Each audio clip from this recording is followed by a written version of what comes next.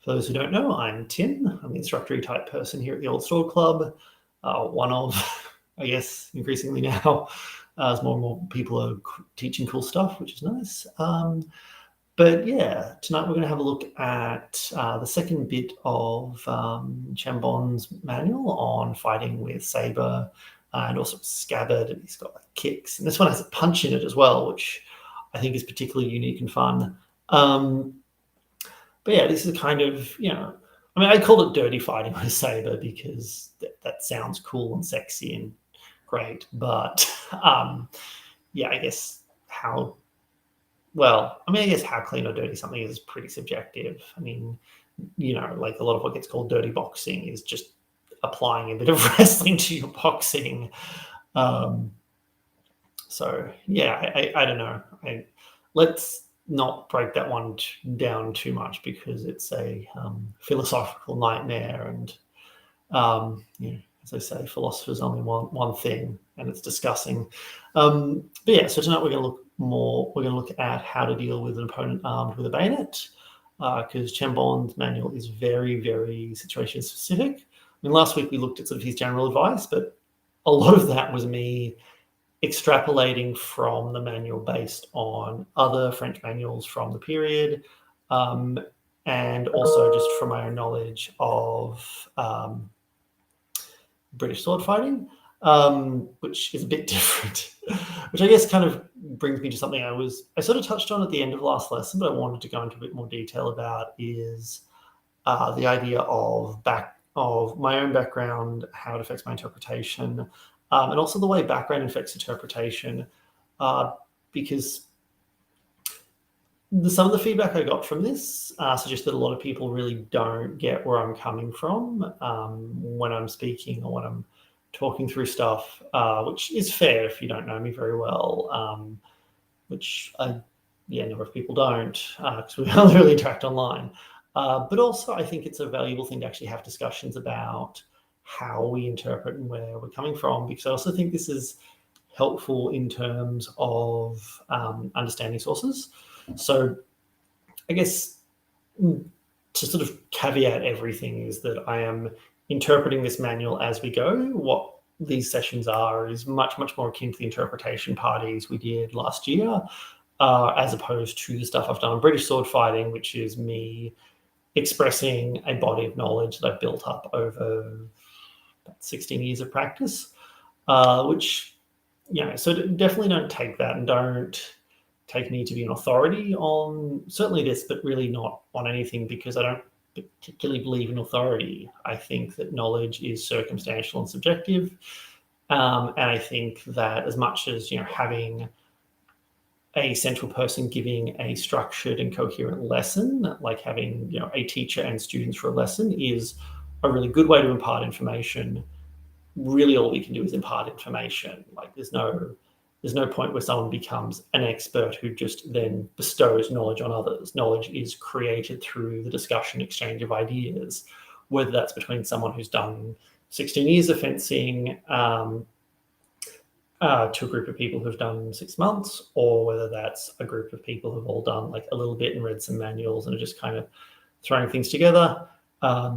It's all creating knowledge, it's all valuable. And, teaching is basically the process of using techniques to facilitate the creation of knowledge. So hopefully this will help you create some of your own knowledge about, fighting with Sabre.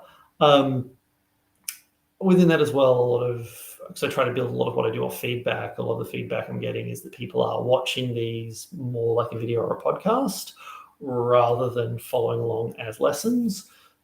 If that's not the case, do tell me. But yeah, so I'm going to focus less on having number drills that you can follow along. I'm going to work more off the assumption that you want the information and you're just going to pause the video or come back to it or whatever later when you want to practice this stuff. So the structure is going to be a bit different, which I'm really looking forward to, because teaching video lessons has been absolute hell, because my teaching style is very, very interactive and very goal-driven and does not translate, and really translates very, very badly into live streaming. And I'm very sorry for that. But yeah, I tried my best, but yeah, not really something I'm necessarily very well equipped to deal with. All right, so let's get past sort of the preamble and onto the amble. This is the amble now, and I'm just going to start ambling about bayonets, sabres, scabbards, kicking, and all sorts of stuff. All right, so with the first part of the amble, I'm just using a stick to represent a scabbard because I don't actually have a scabbard. I'm going to try holding it the other way up though, so the weight is further up the other end, because the scabbards did have big metal, basically a counterweight, which makes them really, really good for striking. I don't think that was the intention of the counterweight. That was instead just a happy byproduct, and the reason they have a counterweight typically is actually so to make sure that the sword hangs low and doesn't, is less likely to bob up and down or rise up and stuff. So, yeah, which is actually a very important point when you're doing interpretation stuff, is to remember, just because something is good for a specific purpose, or is designed, or has a design that makes it good at doing a particular thing, does not mean it was designed for that, or that there's any intentionality behind that. Sometimes things are just accidentally good for something, and that goes not just for like sabres and scabbards and whatever else. It also goes for techniques. There are guards and techniques and ideas that are well suited to certain applications that may not have been their intended application, and it's just something where just like in hindsight I've gone, oh yeah, that would be really, really cool. Like there's a lot of, one thing I've learned doing HEMA, there's a lot of techniques in 19th century sabre that are quite useful when you're facing someone with a rapier. There were not a lot of rapier versus sabre even fencing matches, and definitely no life or death duels in the 19th century. Rapiers having fallen well out of use, but it's just kind of a happy accident of history. All right. So starting off, let's actually have a talk about the bayonet, because this is again a circumstantial kind of system, so you need to understand what the circumstances it's fencing in. So bayonets in the period where a long rifle or a long musket. Actually, this is definitely rifles and cartridge rifles at that, because this was written in 1911. Nice long bayonet. These were maybe not quite as tall as this spear, but certainly close. And this spear is a pretty good simulator of technique. Certainly a lot better than this modern bayonet that I've got, or bayonet simulator I have, which I think this one is meant to be the same length as an M16 with the standard issue American bayonet mounted on it, which is, as you can see, a lot shorter than period bayonets, and the way you deal with this is really very different. So, what Chambon says is the bayonet has two principal forms of attack that you need to worry about. The first and most obvious is the thrust. So, even just, honestly, I find that given the length of the weapon, sometimes you do have to worry about people making a quick extension.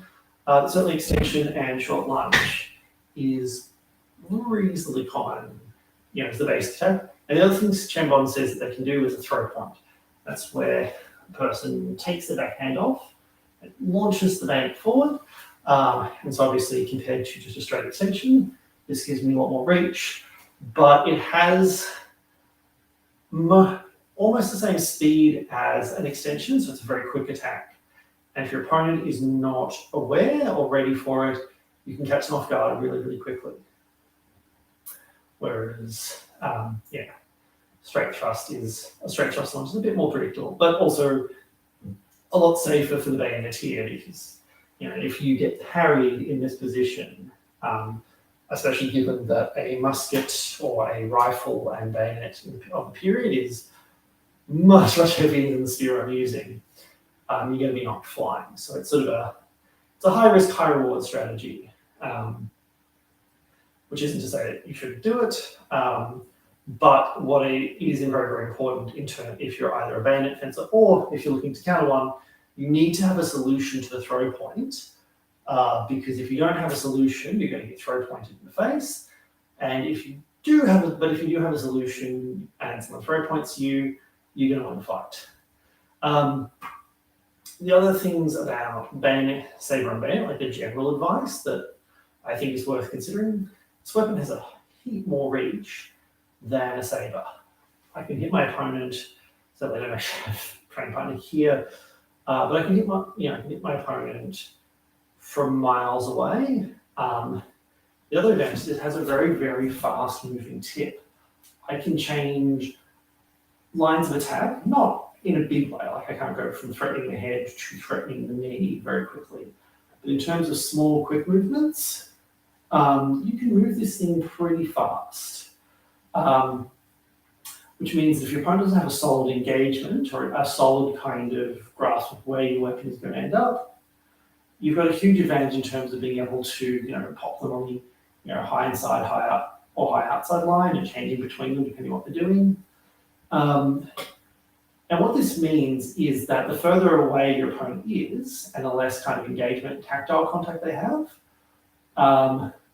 the more space you have to hit them. So if my opponent is right in front of me and has formed engagement at the tip here, I have to pull my bayonet back or cut over or do something or do a big movement to get around. In fact, there's a physical object in the form of a sword in the way.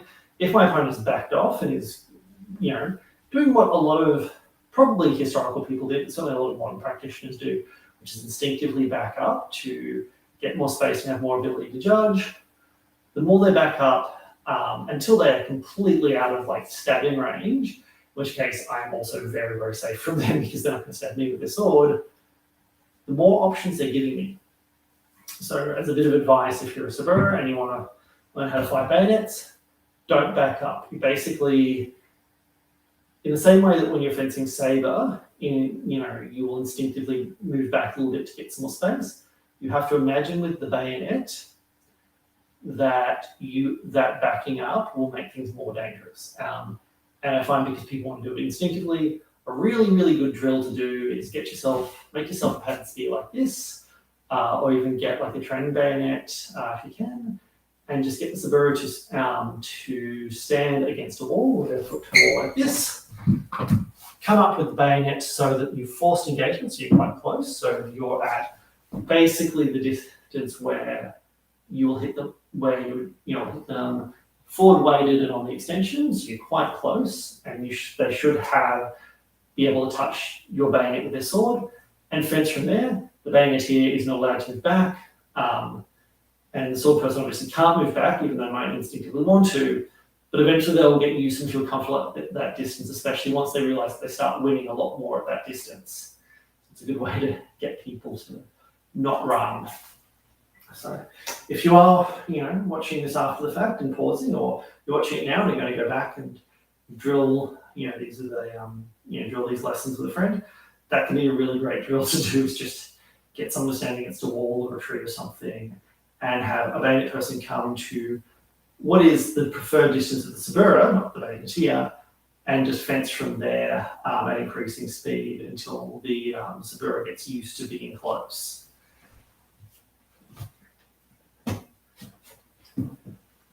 Right, so now let's look at sword and bayonet, or sword and scabbard. So, for those who don't remember from last week, or just weren't here, because there might be a new person, or you might have stumbled onto this just randomly in your feed. The guard for the system is it's a little different to a normal sabre guard. So a normal sabre, even with the French stuff, I'm here in tierce. Feet in L, my sabre is sitting. My arm is, my sword forearm is about parallel to the ground, it's about horizontal. My elbow is tucked in, probably just a little bit away from my ribs. It's a bit hard to see at the camera, but my tip is similar-ish height to my shoulder. I think right now it's a little bit higher. Could be a little bit lower, but just don't see high. And extend it out. The idea being that if I extend my arm straight, I'll stab my opponent in the face, but I can also chop straight down onto my opponent's sword arm, or thereabouts if I need to. So I've facilitated all of the really quick movements I need to do to keep my opponent at bay. Chambon modifies this guard by bending the elbow. He basically retracts the elbow. He ruins his ability to do a stop thrust. He can still do a pretty effective stop cut from here, but he retracts his arm, basically to coil it like a spring. So it's now quite far back, and you can fire it out quite far, and that's quite good for power generation, just being able to whip this out. The scabbard, or sticky thing, sticky scabbard, I don't know. You don't want a sticky scabbard. If you've got a sticky scabbard, you really need to clean it. Basically sits with my fist on my hip, and the scabbard itself sits across my body. So I basically run it across my belly. And this works a little bit better with a more curved scabbard, because the curve actually means that it brings around. But the idea is basically I'm holding it back and retracted for two reasons. One is to protect my hand, because if I stick my hand out, it's going to get chopped. But the other is I'm keeping the scabbard out of the way so I can do stuff with the sword with minimal risk of getting tangled, because when you're fighting with two long weapons, the biggest risk is that one tangles into the other and you get caught up. Incidentally, if you're fighting someone who's trying to do wielding out, if they don't look like they're too coordinated or they're too good at it, start sniping at extended targets to see if you can get them to start chasing or like flailing to defend, and wait for them to tangle themselves, and that kind of works really, really well. Or at least it did when I was at my Dark Ages society, when I wanted to talk people out of trying to dual wield, or at the very least convince them they should learn to fight with a sword one-handed first. So from here, there is one other guard that Chambon talks about. He mentions it briefly in this section, which he says when your guard is in low tiers or second. So right now, essentially high tiers. Most low tiers would be down here, which is very, very similar to the hand position of second. It's just a slight change in the angle. But for Chambon's purposes, it's basically the same. And this is a guard you can do as well. And you can chain them together. So if from up here, one of the things I can do very effectively is just swipe down with the sword. And it certainly against any kind of thrusting weapon, which included a lot of sabers in the period. My saber can cover my entire body, and just the amount of power and ballisticness of my sword can knock anything aside. So I can come down here, and then of course I can whip back up, which I do from the side. When I whip, I do show with this shoulder well motion, because that generates a lot of power, and I even bring my hip into it. So these are very, very ballistic, big movements to knock things aside, which is, I find, not so great in a fencing match, but one of the things I actually found during reenactment was that just knocking something really far out of the way, and then can give you a moment to address a completely different opponent or a completely different problem. So, more useful in those kinds of environments, and doubly so if your opponents are not very skilled. All right, so Chambon says basically the primary two things you do against a bayonet are very, very dependent on where your sword is. He says the bayonet doesn't really matter that much. It doesn't really matter if you're doing these defensively or offensively. You basically the bayonet is so long you have to contain it. You have to fight it off. You have to basically defend offensively to get control of it before you can do whatever it is you're going to do. And alternatively, you might be, if you're attacked, either by a thrust or a throw point. The defense is exactly the same. And what he says to do is, one, you flip the scabbard out, you strike straight down with the sword. And I'm also coming out with the scabbard. So my scabbard is doing that motion. And when you're practicing these, it can be really, really helpful to practice both motions, particularly the one you're doing with your non-dominant hand. I almost called it a submissive hand then, which is probably not accurate. But with your non-dominant hand and your dominant hand, practice them independently and then try and bring them together. Because the one downside to this system I find is that it requires a lot of coordination in both hands, which is probably very good for you overall and good for your health, but frustrating for the blind persons. So what I do is I strike down once I've got the control, and then once I've got the controlled weapons, from here I throw. Chambon says you need to throw 2 cards. So one is just a quick, I'm drawing a circle with my tip. I'll show that from the side. My tip is coming back to basically the sort of position that I would go to do a cut. But to be from in, well, certainly British Sabre, but you see similar things. You occasionally see these sorts of things in French as well. And whipping, but then I do a full moulinet, or a full horizontal moulinet to come back. So I'm basically cutting my opponent's face or neck twice. And Chambon does say that sabres are very weak for cutting and good for thrusting, which I'm very, very sure is a product of the sabres he's using. Whether he's aware that it's a product of the sabres that were used at the time, or just thinks that's what sabres are like because those ones are used to, I can't say. It's speculation at that point, but that's what he thinks. So to show you that from the side, come down. So again, circle with the scabbard and strike, and also strike straight down with sword.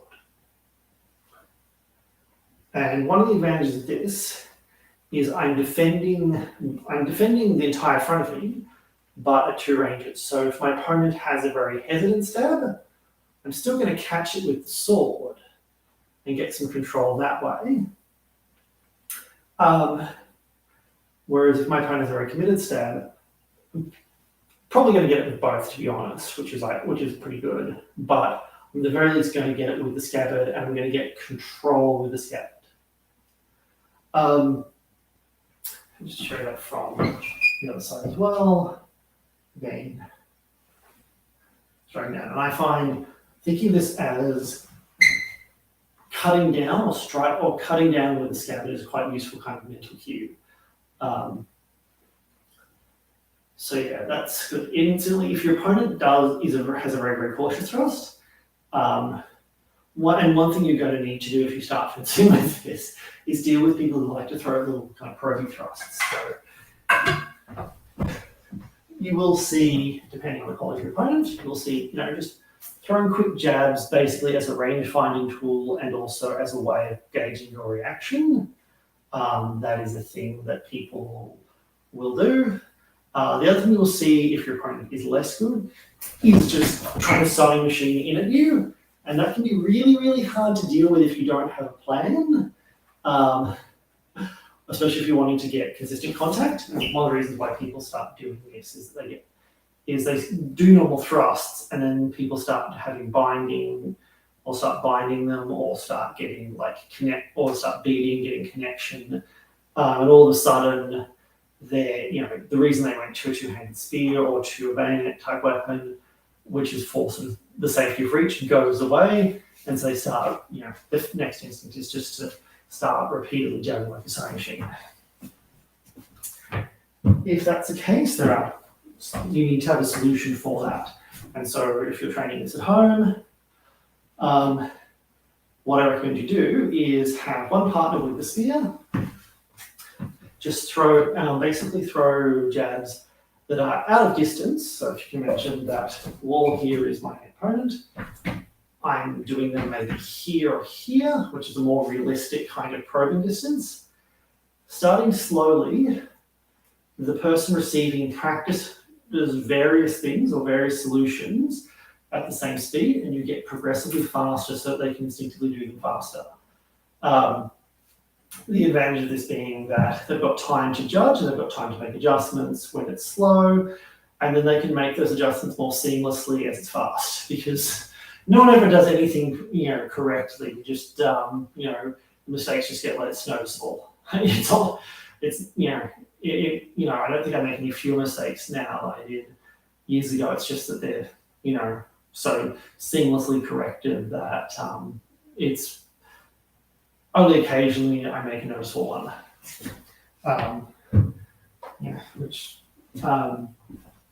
So if you have an opponent who is probing, what you can do is probing if you only get a bind with a sabre, so I've struck out, I've only got a bind with a sabre.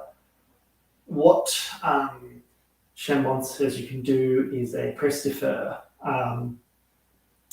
Or he says his structure is crochet and envelopment.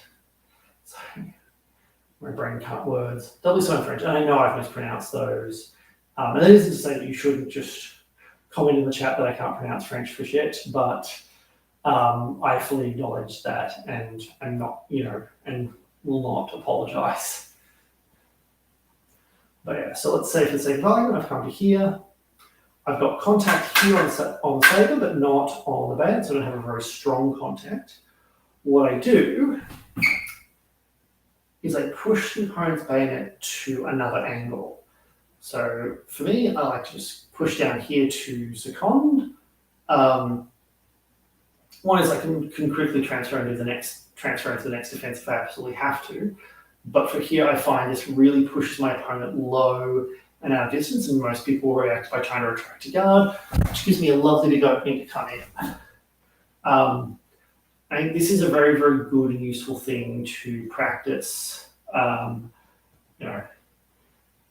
If you have someone who's slowly jabbing at you, and practice getting the parry and seeing if you can pull them out of the way enough to get in with a quick lunge.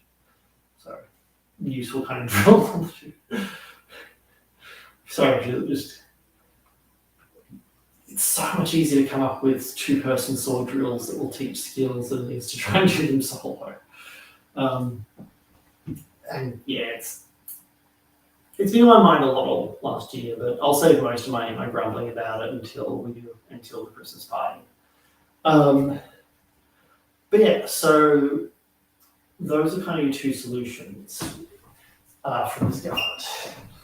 Is you can strike down if you get control with both weapons, then quick cut and then more severe cut to the face whilst keeping control with this.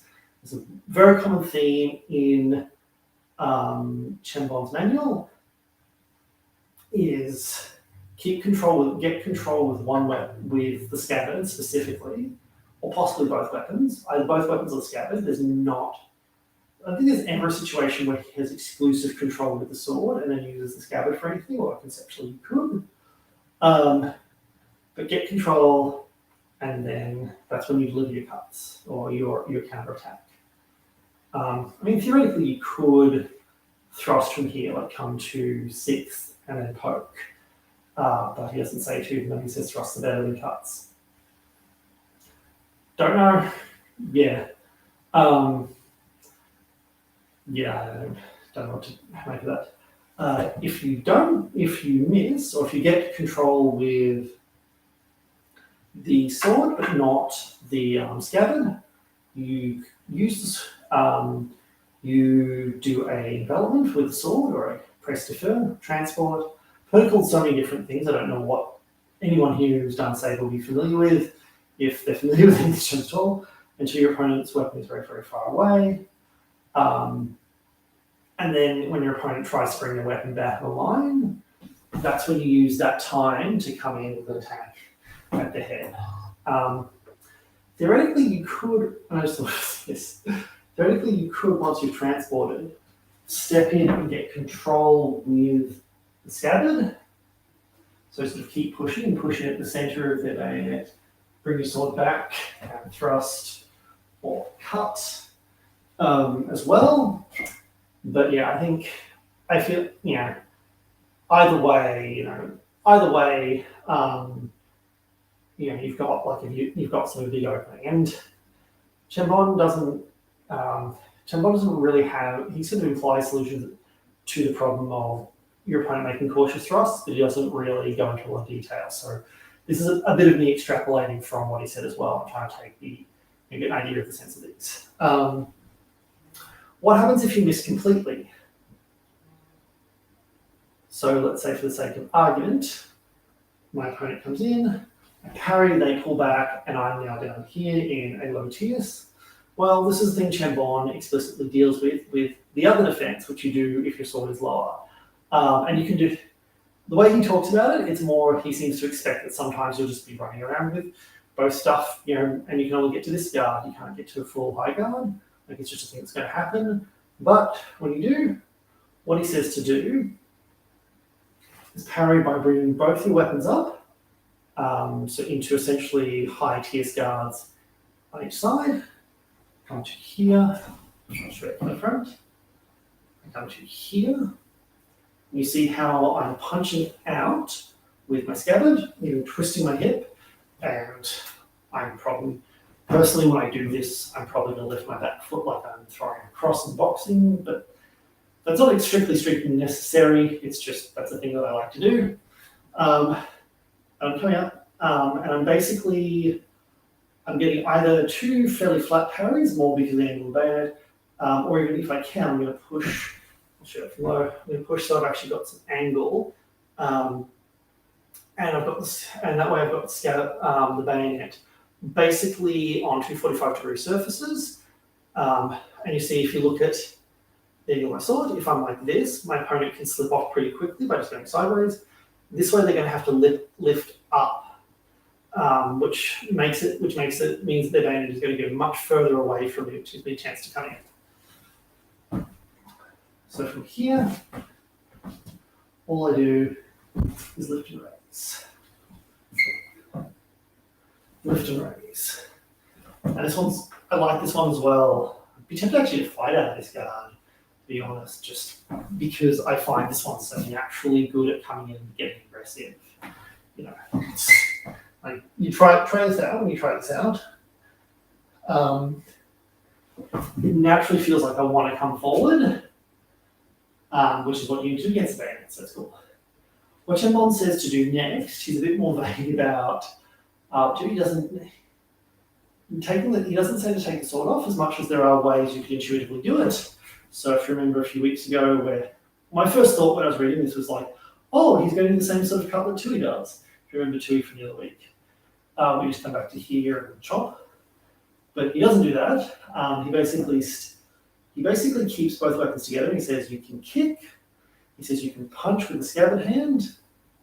You can kick to the crease of the hip or to the stomach, or you can also kick to the shins as a way of basically softening your opponent up to then come in and do sword stuff to them. I feel like that doesn't need a lot of elaboration. But the other thing actually, in terms of I've bridged the distance with a kick, and then come in quite close and stop my opponent. What you're going to do from here is very, very dependent on your non-sword skills. So it's not something that a sword manual or a sword curriculum can really cover in detail. It's something that this is where, the advice is use boxing, use jiu-jitsu, use wrestling, use savate.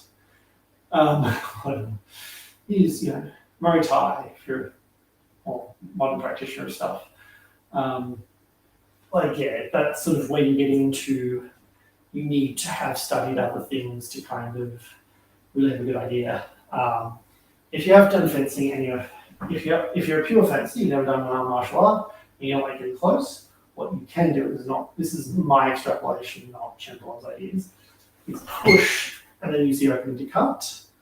But again, that's if you're a pure fencer and if using modern methods, whereas I think Chambon does expect that you'll have done other things, because it was fairly common for armies and soldiers in the period to have done, a bit of boxing in the case of France, a bit of savate, and played a few different combat sports that would be useful to them. So, what does Chambon specifically say to do in terms of, how you go from first position, go down, I raise, I come up and kick. It's really, really hard to look at the camera to look that way whilst also kicking that way. So I'm going to do a second so I don't fall my ass. Much as that would be amusing, but you can prep falls for another video. So make it the defense, jump the kick, come back down, and then from there, because I've deterred my opponent, especially if I can get them to fold over, so I can get a good kick to the hip and actually knock them like that, or get them to collapse their structure a bit. That gives me a lovely opening to then come down with the sword if I'm not closing. One thing to not do is to kick and then stab and to fall forward.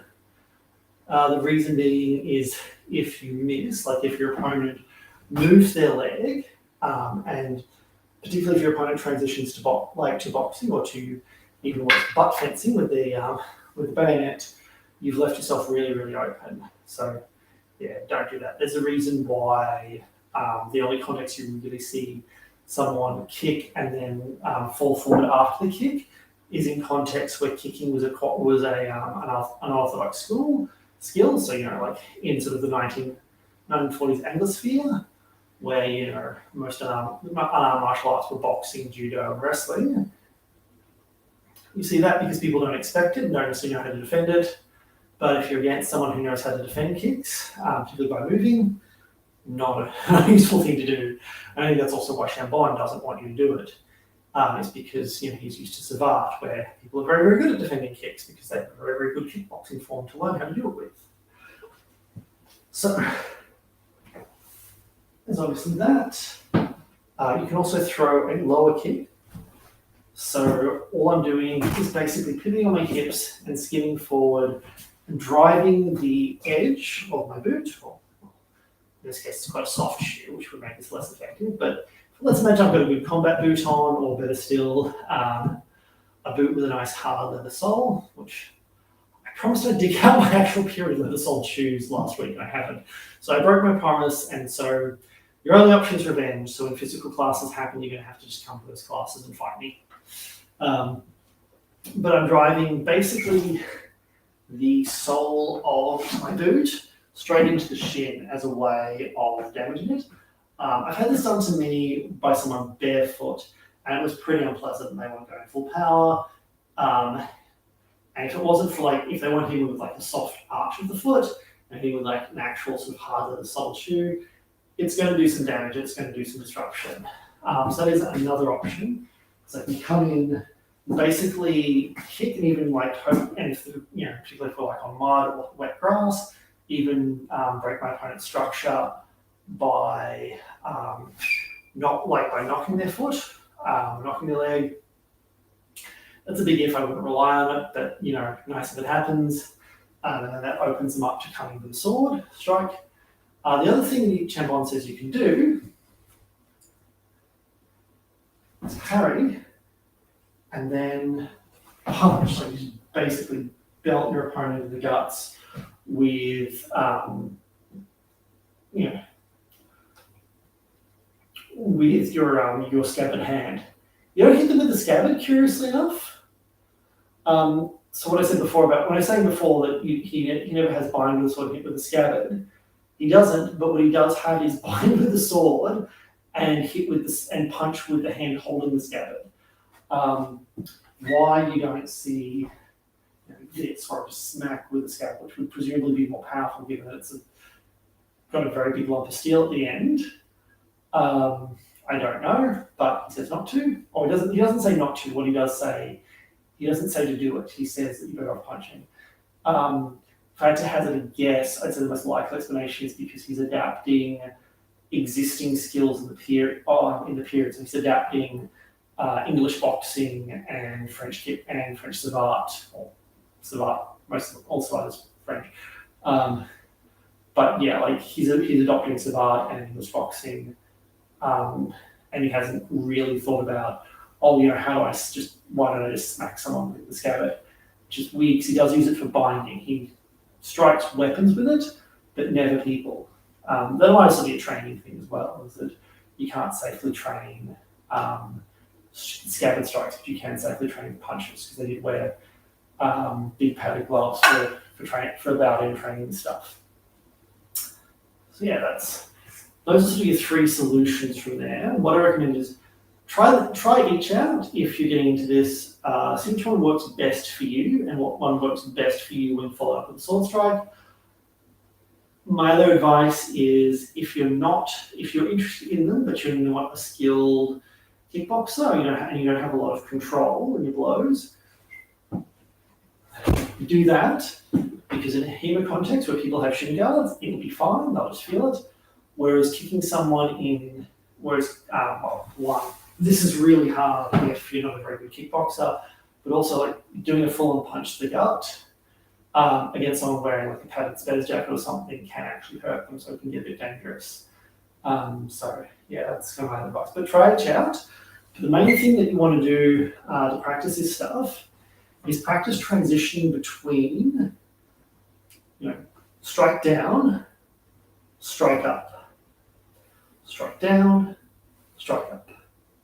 And get used to basically throwing this, because when you're using this aggressively, when you're facing someone with a bayonet and you're just moving in at them, especially in modern HEMA context where a lot of bayonetiers learn very, very quickly, a lot of people with spears learn very quickly that backing up means they win. You're going to get a lot of bayonetiers are going to back up, and for whatever reason, it seems to take a lot of modern HEMA practitioners a lot of time to realise, if I've got the Sabre, I have to close. Which I guess closing is a lot more intimidating, so that does make sense. But just learning to go, right, strike, okay, my opponent's backed up. Strike, okay, my opponent's backed up. Strike, yeah, now I've got them, is really, really useful. And doing that and doing that as a drill, like actually drilling it so that you can learn the skill of doing it, is also really helpful if you've got a training partner who will occasionally probe, like poke, I'll just kind of poke at you a bit so that you're likely to miss. And if you can catch them, and then you've won. If you can't catch them, you need to transition to the next thing. And then occasionally they'll throw committed strikes so that you can practice against the committed strike as well. And you do want them to randomize it, because the reason being that if they randomize it, then you have to solve the problem. Whereas if it's a rote drill thing where it's like, come on guard, other person comes on guard, I do a fake thrust, their first defense, they do the first defense, it doesn't work. I do a second thrust, their first defense doesn't work. I do a committed thrust, their defense works. So if you do that kind of cowboy-like fashion, you're not teaching people a skill, you're teaching people a sequence. And fights are not sequences, fights require skills. Which is kind of my other ranking thing today. I've still got some questions. I'm just going to have a look at what kind of questioning things we have. All right, so let's see.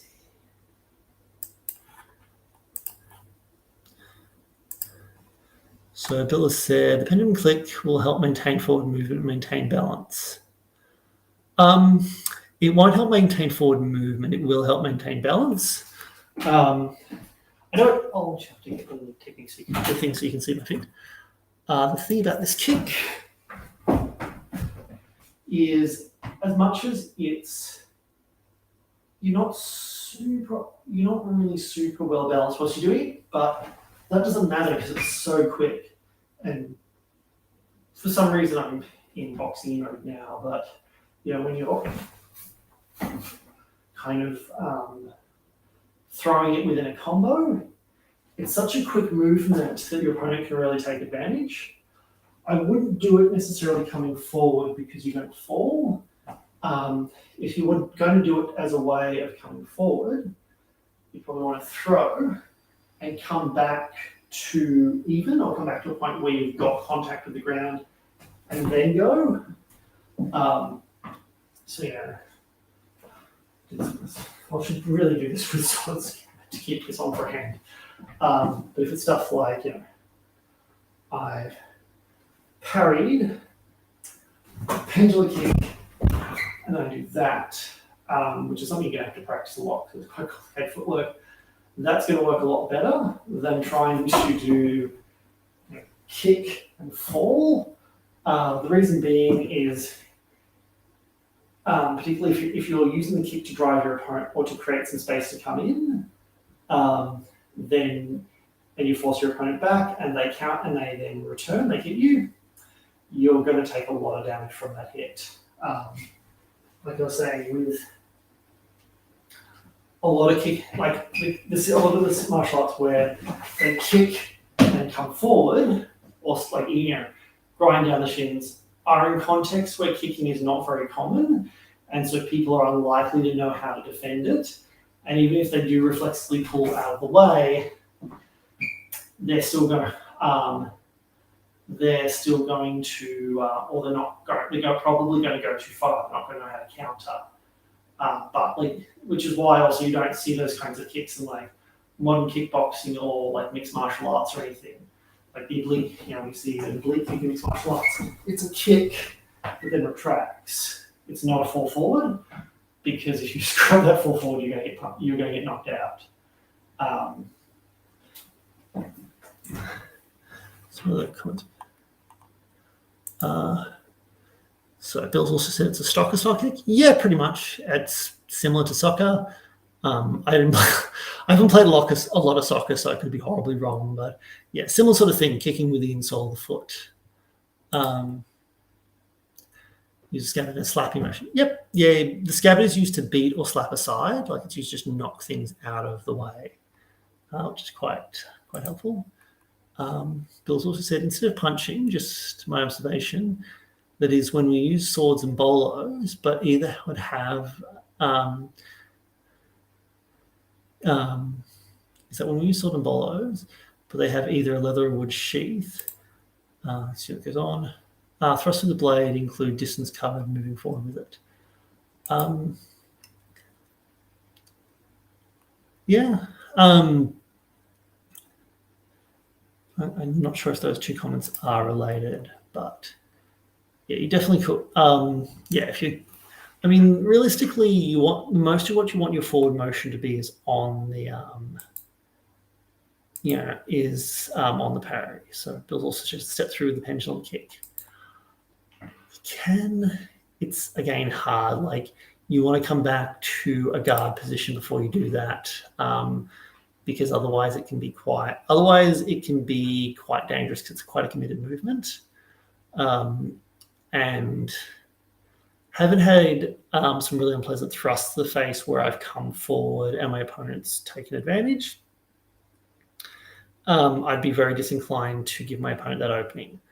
But yeah, I think you're better off using distance weapons. The other thing to remember as well, time when you actually want to get control of distance and come in is not off the attack. It's actually off the defense. I want to be stepping forward with this. In fact, part of what having two weapons doing two different defenses does is gives me a lot of confidence that something will catch the attack on the way in, and so I can feel safe coming forward. But yeah, the time I want to come forward is actually when I'm doing the parry. I don't necessarily want to be, parrying and then coming forward, because that gives my opponent more time to get away. The best time to come forward is when my opponent is coming forward as well. So I can get close to them and then stay on them. Yeah, I think that's probably, in terms of the timing of the fight, if I wait until my opponent, doubly so because the thrust implicitly has an attraction in it. If I wait for my opponent to start, if I wait till after the parry to move forward, I've given my opponent a little bit of time to run. Whereas if I initiate my forward movement with the defense, when my opponent's coming forward, I can actually gain a lot of ground on them, which works a lot better, I find.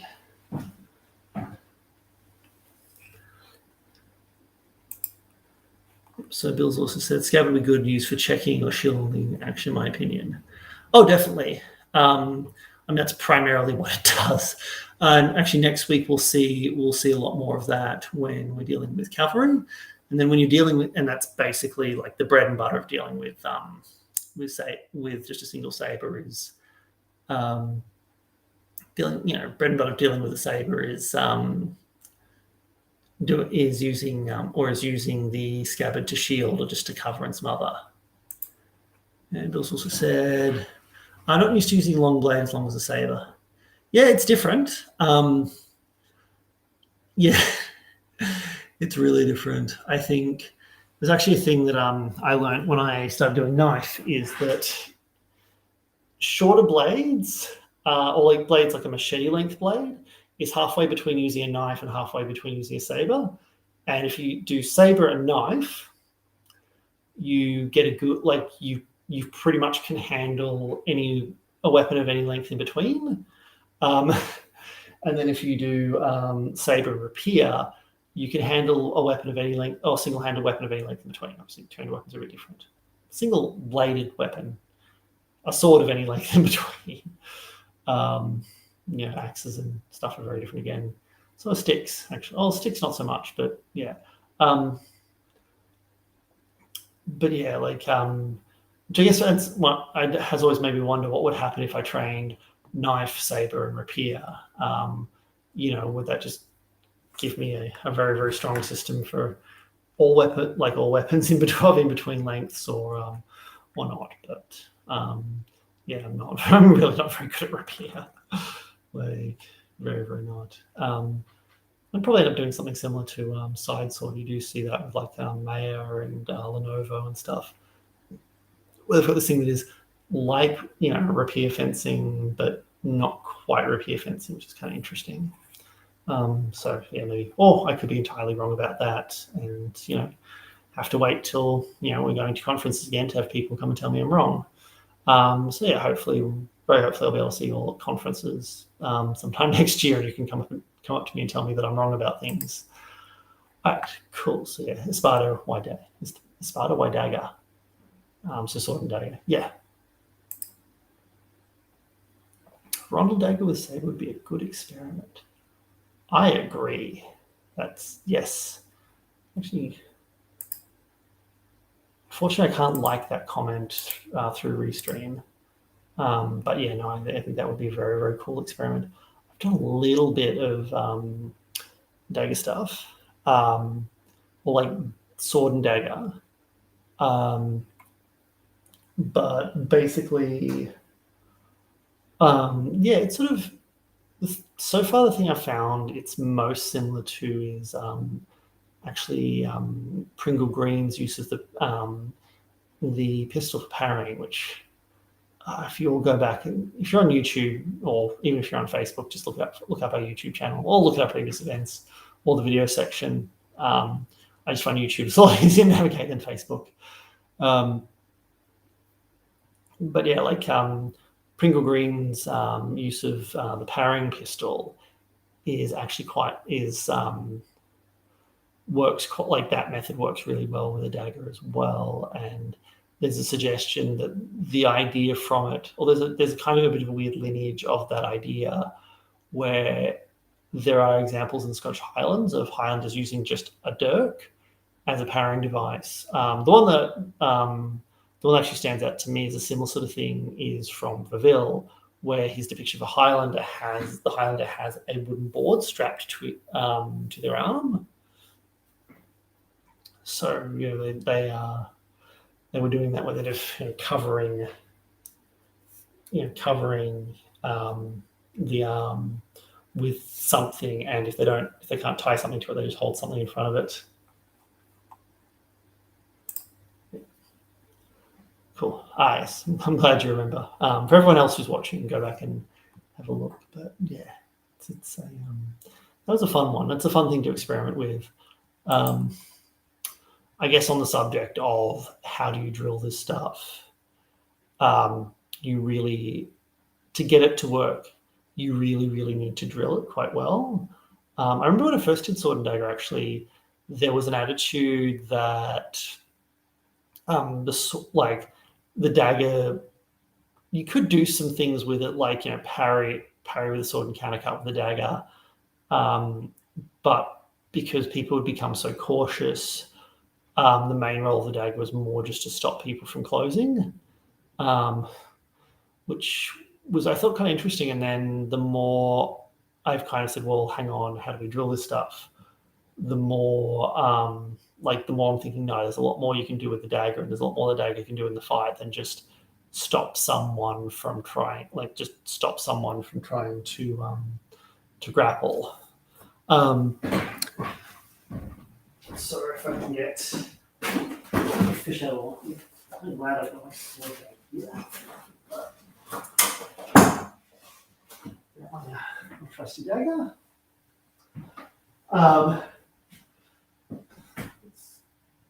I'm sorry if this is going to be a bit hard to see against my vest, but what I find you need to do is practice moving back and forth with a partner, with someone who's giving you stimulus in terms of distance. So you've got someone who's leading, that you're following, you have to stay at like lunge distance. And every so often they will throw, they start by throwing a cut number 1, so a cut to your high inside, which is the line the dagger primarily defends. And you need to react by parrying and countercutting. And then you'll keep going, moving back and forth with your opponent, and occasionally, and then what they'll start doing is they'll start throwing cuts to your high outside, which you have to parry with the sword, and then to your high, or to your high inside, so you have to actually judge where the cut is coming. And when it's to your high outside, you parry with the sword. When it's to your high inside, you have to parry with the dagger and countercut. So you're actually learning to react with that. And then you can sort of get into similar things where when they cut to the high outside, you parry with the sword and strike and stab with the dagger and stuff like that. But the point of this is you need to build these drills.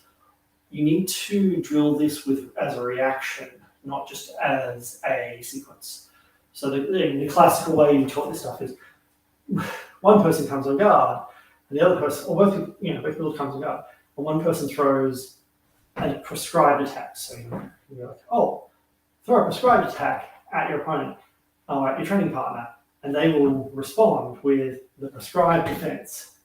And unless the techniques are super intuitive, or which is actually very subjective from person to person, or the person's done something similar somewhere else, or they know how to fight. Like somebody's done like a lot of boxing, a lot of fencing, probably could learn the technique that way. But otherwise, when so we're talking about like 90-something% of people who practice this, you can't learn this kind of dagger defense with just static drilling. You need to have an interactive element. So you need to have it so that the attack, an attack could come in either side, and if it comes in to the outside, then you need to parry and stab. If it comes inside, you need to parry the dagger and countercut with the sword. And then you can add more angles. So you can say, all right, well, what if it comes low? And solutions to that. You then also, and then the next step up, and the other thing you need to do is do it in the context of movement. So we're actually trying to keep keep lunge distance from your training partner, like you're being led back and forth whilst you need to react. That will help you integrate this faster. And the other thing, and then you can make it more complicated again, because occasionally the leader will call out a cut number or call out an attack that you then have to make. And that's how you can get this stuff to the point where you can integrate it. And drilling daggery stuff that way with people, I've actually seen people do a lot of stuff that we thought was, a high risk, high reward, or like a very unlikely thing to actually happen. Turns out to be a lot more likely, and stuff like aggressively using the dagger. So just going right, oh, my opponent's sword is there, or like just coming in aggressively with the dagger and closing. So yeah, that's kind of my tip for learning that stuff. Don't just practice the technique. Actually practice it as a reaction. Practice it in a context. Do it, and don't just be like, oh, I'm just going to do static drills but faster. That's not helpful. That's just a sequence. That's just a sequence. Static drilling that's taken meth. Do it with randomness, and do it very, very, do it very, very slowly and do it slowly at first. The person can react, and then build up speed, and then add slowly more elements until the person can fully integrate it. Because with something like this, where you're using a dagger, or the can use complicated using a dagger, it was difficult. You need to actually use properly efficient training methods. The other option is you can just do what Pringle Green suggests and just stick it above your head and go, all right, my opponent's not going to hit me. My opponent's not going to come in this line, so that's I only have to worry about whatever other lines they might come in on. Do awesome stuff like this. You protect your inside, or your inside lines that probably navel height with a medium handguard, and you protect your arm from the vibration, you protect your arm with the dagger. And just, yeah, which is what Criminal Marine says to do as a kind of, you're a beginner, just do this. Which is cool. But yeah.